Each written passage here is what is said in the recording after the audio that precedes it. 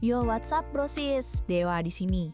Sering gak sih lo ngerasa media sosial tuh kadang jadi sumber drama sama pasangan? Nah, akar masalahnya itu seringkali bukan di aplikasinya, tapi karena kita lupa satu hal penting, ngobrolin soal itu. Sama kayak lo ngomongin masa depan atau duit, ngomongin soal medsos juga wajib. Ini fondasi biar hubungan kalian kuat. Jadi jangan nunggu ada masalah dulu baru dibahas ya.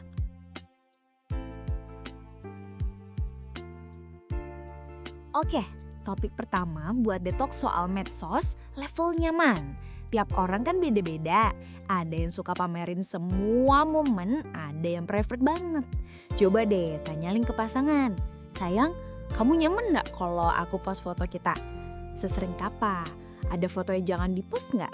Termasuk soal temenan sama mantan di medsos, nyaman atau enggak? Ngertiin level nyaman masing-masing tuh langkah awal buat saling ngehargain.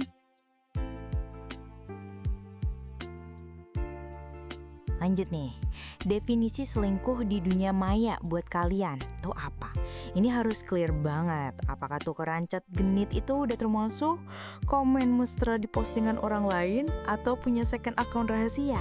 Samain dulu persepsinya. Soalnya bisa jadi menurut lo itu biasa aja, tapi menurut pasangan lo itu udah pengkhianatan. Biar gak ada drama, aku kira kamu paham. Mending diomongin dari awal. Terakhir di The Talk, soal harapan. Lo ngarepin apa dari pasangan soal medsos? Lo pengen dia sering posting kebersamaan kalian sebagai bukti cinta? Atau justru lo tim yang keep it private aja? Jujur aja soal ekspektasi lo. Dan dengerin juga maunya pasangan gimana. Abis itu cari jalan tengahnya. Komunikasi itu kunci guys, biar gak saling menduga-duga dan akhirnya malah kejauhan diri.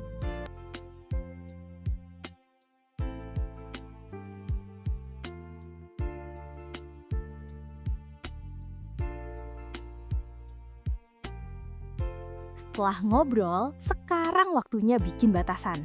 Pertama, batasan personal. Ini soal akun pribadi kalian. Sepakat yuk buat nggak ngumbar masalah atau curhat yang jelek-jelekin pasangan di status atau story. Kalau ada masalah, selesai langsung berdua. Jangan lewat sindiran.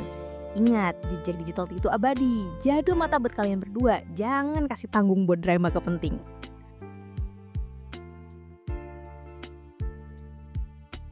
Selanjutnya, batasan publik. Ini soal hubungan kalian. Sepakatin apa aja yang boleh dan gak boleh di-share. Apakah tiap momen harus di-post? Pertengkaran perlu diumumin ke seluruh dunia. Ingat aturan Mas ini. Puji di depan umum, kritik secara pribadi. Jangan sampai feed Instagram lo jadi sinetron. Ini penting buat ngejaga kualitas hubungan kalian dari campur tangan atau komentar orang yang gak perlu.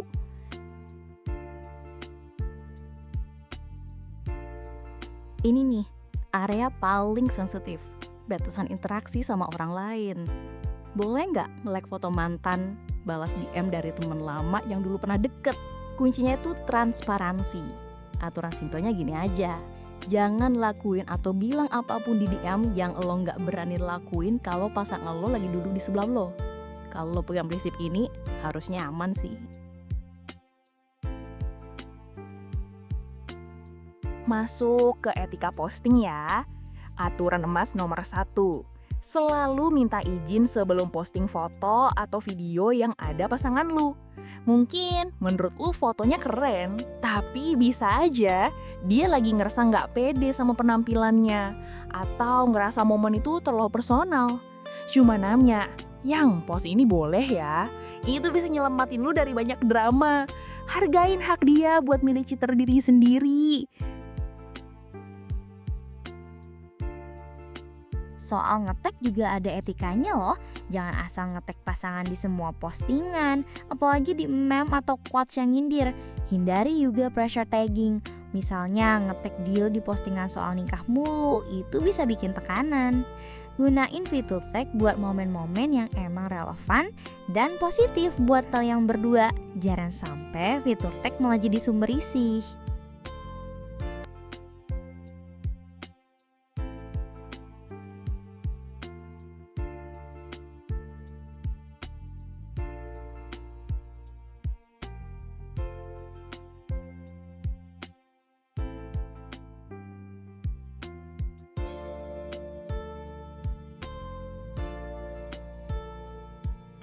Anggaplah media sosial kalian itu album kenangan, bukan buku harian keluhan. Hindari banget posting hal-hal sensitif, pertengkaran, masalah duit, unek-unek soal keluarganya, atau detail yang terlalu intim, simpan buat kalian berdua aja. Mengubar masalah di medsos cuma bikin suasana makin keruh, ngundang komen sok tahu, dan bisa jadi bumerang buat lo di masa depan. Gak worth it dah. Gimana cara lu berinteraksi sama akun lain, itu diliatin banget loh sama pasangan. Sebuah like emang bisa banyak artinya. Tapi kalau like lu berlebihan dan repetitif ke satu orang tertentu, apalagi lawan jenis, itu gampang banget diartikan sebagai ketertarikan khusus. Sadar sama hal ini. Komen juga yang sopan dan umum aja. Hindari komen genit atau terlalu personal di lapok orang lain.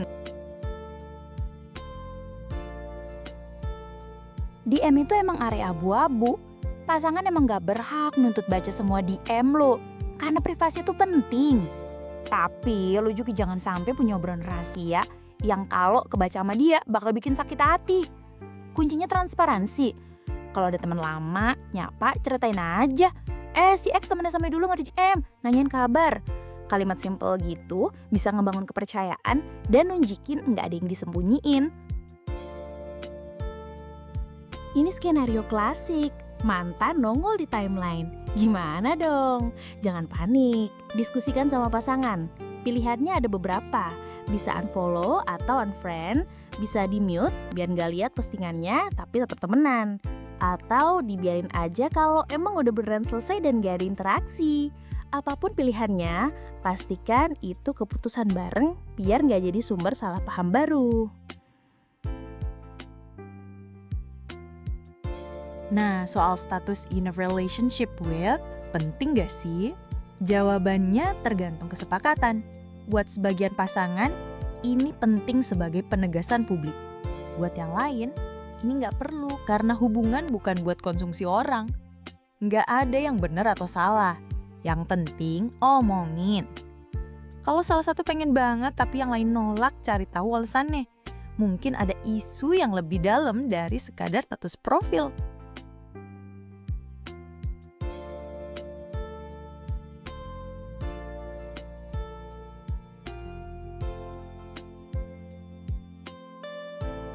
Wajib saling follow nggak sih? Umumnya sih iya, tapi kalau ada alasan tertentu salah satu nggak mau, misalnya akunnya pure buat kerja dan isinya bosenin, ya komunikasikan aja alasannya baik-baik. Biasanya curiga itu muncul bukan karena nggak saling follow, tapi karena ada kesan kerahasiaan di baliknya. Selama lo berdua terbuka, masalah follow-unfollow ini harusnya nggak jadi masalah besar. Oke, sekarang gimana kalau rasa cemburu atau curiga itu muncul? Jangan langsung ngegas. Langkah pertama, introspeksi. Tanya ke diri sendiri, kecurigaan gue nih ada buktinya? Atau cuma asumsi? Jangan-jangan ini karena gue lagi insecure aja. Kadang ketakutan kita itu cerminan luka masa lalu, bukan kelakuan pasangan sekarang. Bedain mana intuisi, mana paranoia.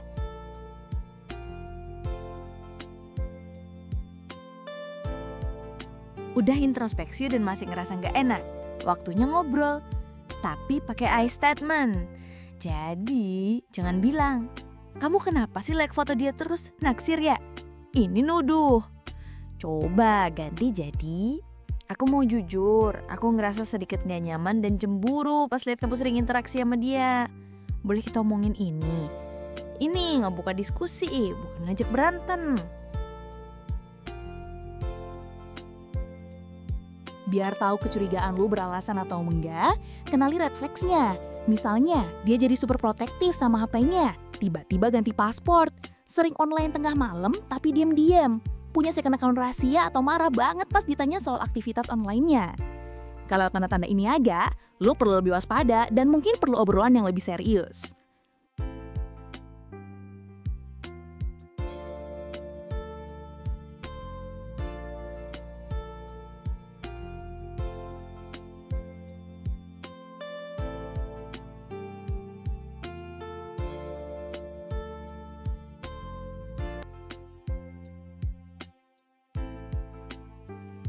Sebaliknya, ada juga green flags tanda hubungan medsos kalian sehat.